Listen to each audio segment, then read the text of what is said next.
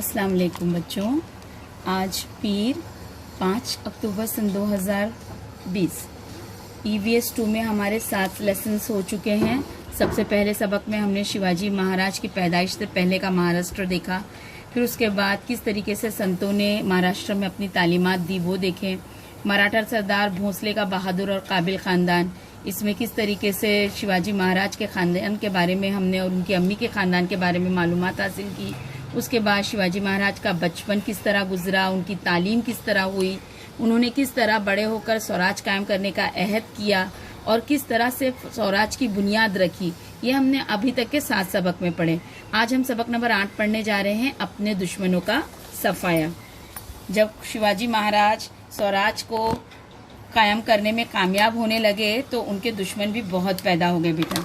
तो आज ये वाले सबक में हम देख रहे हैं कि उन्होंने किस तरीके से अपने दुश्मनों का सफाया किया। सबक नंबर 8, अपने दुश्मनों का सफाया। मुखालिफिन का जोर तोड़ा।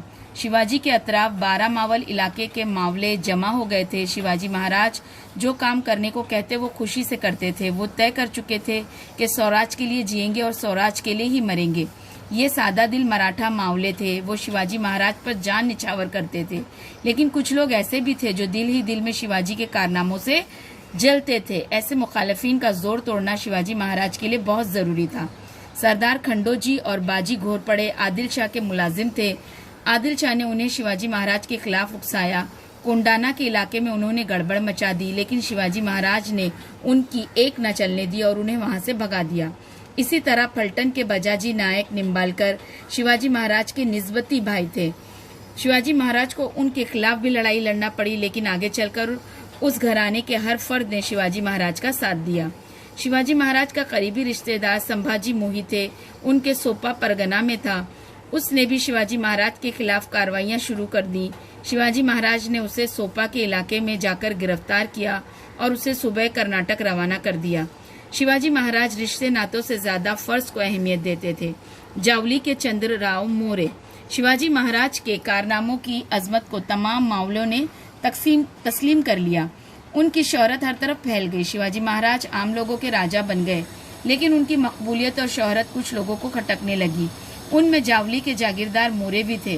उनकी जागीर रायगढ़ से कोयना वादी तक थी। वो बीजापुर के आदिल शाह की जागीर थे। आदिल शाह ने उन्हें चंद्र राव का खिताब अता किया था। जावली के जंगलात बेहद घने थे। दिन के वक्त भी वहां सूरज की रोशनी नजर नहीं आती थी। जंगल में शेर, भेड़िए और रीछ घूमते थे।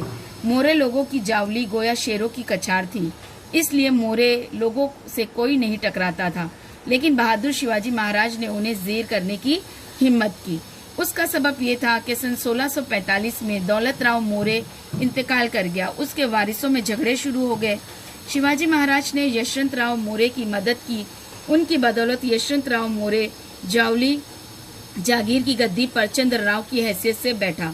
उस वक्त उसने शिवाजी महाराज को सालाना खिराज देने और उनके काम में मदद देने का वादा किया, लेकिन गद्दी पर बैठते ही वो सारे वादे भूल गया। उसे शिवाजी और अपने वादों की परवाह न रही।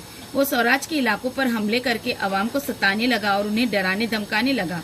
शिवाजी महाराज ने सोचा कि अगर इस वक्त मोरे का बंदोबस्त नहीं किया गया तो आगे चलकर वो स्वराज के लिए तकलीफदा साबित होगा। बगावत करोगे तो मारे जाओगे। शिवाजी महाराज ने यशवंत राव मोरे को पहले सख्त अल्फाज में खत लिखा। तुम अपने आप को राजा कहलवाते हो, राजा तो हम हैं। हमको श्री शंभू की इनायत से राज मिला है। तुम अपने आप को राजा कहलाना बंद करो। यशवंत राव मोरे ने गुस्ताखाना अंदाज में जवाब दिया, तुम कल ही राजा बने हो। तुम्हें राज किसने दिया है? जावली आओगे तो मुंह की खाओगे। हमें भगवान की मेहरबानी से आदिल शाह ने यह खिताब छत्रशाही और तख्त इनायत किया है। उसमें दखल अंदाजी करोगे तो नुकसान उठाओगे।